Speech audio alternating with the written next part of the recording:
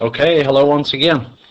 Today we're going to be talking about what happens when you take an ether and drop it into concentrated strong acid. And when I say strong acid, I don't mean just any old acid. Even hydrochloric acid, a well-known strong acid, isn't strong enough to do what we're going to be talking about today. We're only going to be talking about two acids that do this. One is hydrobromic acid, or HBr, and the other is hydroiodic acid, or HI. Both of these will do this reaction that we'll be talking about here in just a minute. The fact is that ethers, compared to other functional groups, they're actually kind of boring. They really don't react with a lot of things. They're really very stable and reactive and dull. And the fact they are so actually really makes them kind of useful as organic solvents in organic chemistry reactions. In most cases, you need some liquid medium to bring the two molecules together that want to react. And ether, being as unreactive as it is, provides a great medium for that. That's why we've seen in several of our experiments ether as the solvent, because it's great at dissolving things, organic chemicals, and it doesn't react with them. Anyway, we have some HI here, so I'm just going to draw HI out here down at the bottom just so we can see the bond. We're going to take a little bit of a look at our mechanism, see what's happening here. Here is our HI and here is our ether. Now let's just take a minute and go back to alcohols. If you remember, one thing we talked about alcohols, whenever an alcohol comes into contact with an acid, it always does one thing, and that is the oxygen protonates. There's two pairs of electrons on the oxygen, and it grabs one hydrogen from whatever acid is present. And actually an ether is really very similar to an alcohol, except here we have a carbon group rather than a hydrogen. The oxygen, though, is pretty much the same thing. It's an oxygen with two lone pairs.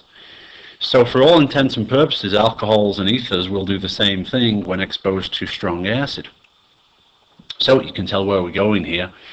The ether is actually going to protonate from the HI. So literally all that happens is that breaks off, all right?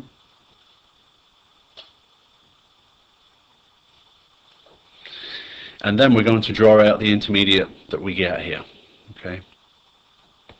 So we actually have pretty much exactly the same thing.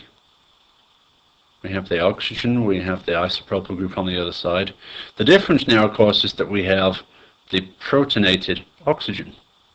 So we have that plus charge right there. And what else do we still have lying around? Well, we have the I- that still was just formed and hasn't reacted yet.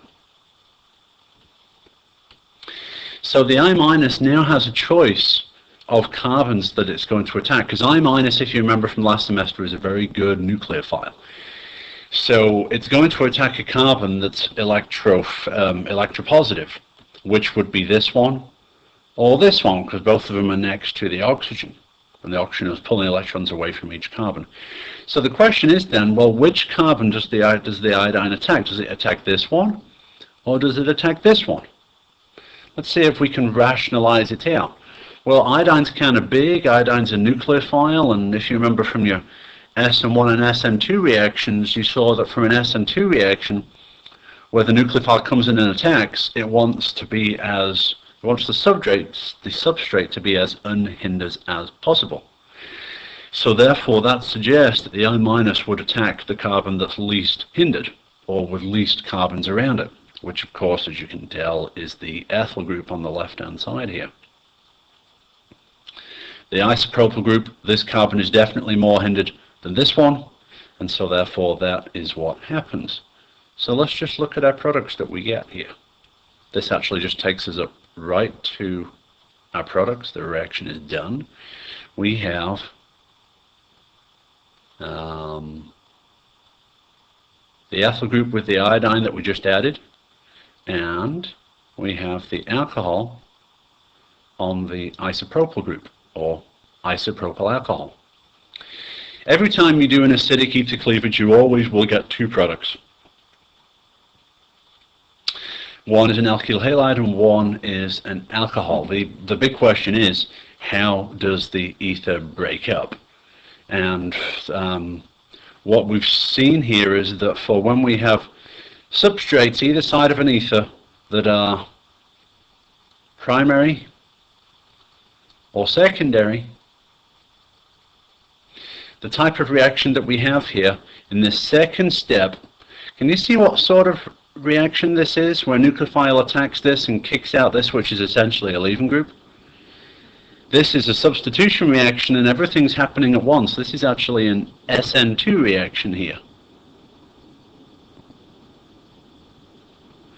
So with ethers that have primary and secondary carbons either side of the oxygen, you will always see this SN2 type reactivity in the second step, with the nucleophile attacking the least hindered carbon, and you'll always get two products like this.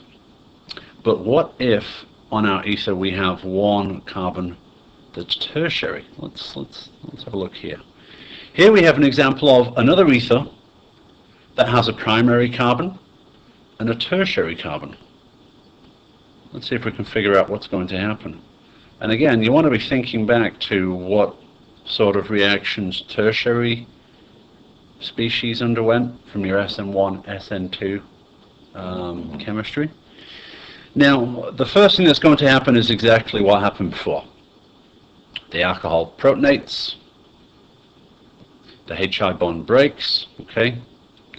And so just as we saw last time, the first species that we get as an intermediate in this case is our protonated ether.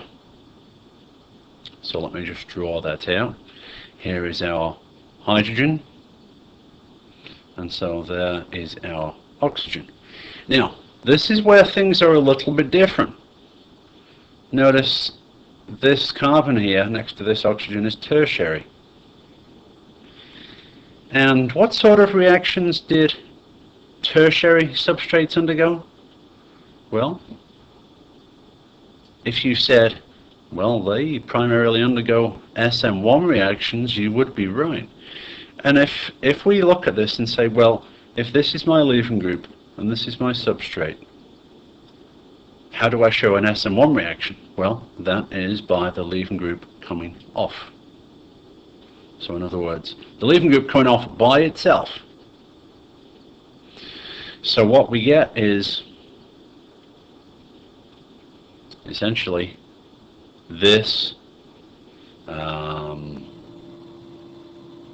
carbocation. Now, what sort of a carbocation is that? Well, it's tertiary. In fact, if it wasn't tertiary, it wouldn't come off by itself.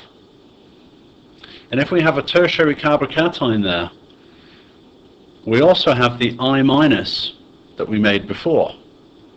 So what's the I- and the tertiary carbocation going to do? Well, of course, they're going to bond with each other. The I- just goes and grabs that plus charge. So one of the products that we get out then is actually a tertiary alkyl halide. And the other product is the alcohol that we formed when the ether first broke. We just haven't drawn it out yet. So those are our two products. Which way the ether breaks, as we've now seen, depends solely on what the structure of the carbon either side of the oxygen in the ether is. Okay, if they're both either primary or secondary, then we get this SN2 type reactivity.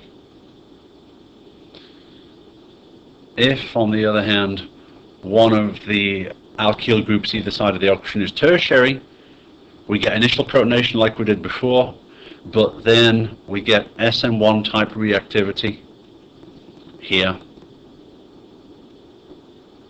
where that very stable intermediate carbocation is formed, which is attacked by the nucleophile that came from the acid, and we get our two products. So that's how to determine what your acidic cleavage products would be of an ether.